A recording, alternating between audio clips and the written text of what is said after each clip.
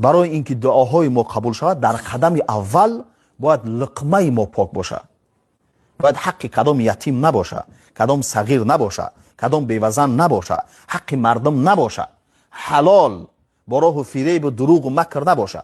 لباسی که در بدن داریم حق کدام یتیم، کدام فقیر، کدام بیچاره نباشه. هر چیزی که داریم، خانه، ماشین، در، لباس، هم از خود، از همسر، فرزندا خوراندن و میخورن و میپوشن و همه ای باید پاک باشه.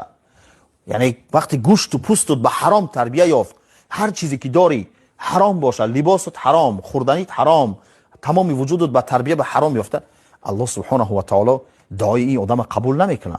برای اینکه دعا قبول شود در قدم اول چی؟ لقمه را باید پاک کنی، لقمه را باید پاک کنی. بله، فانا یستجاب له، استفهام استبعاد میگن. یعنی پیامبر صلی الله علیه و سلم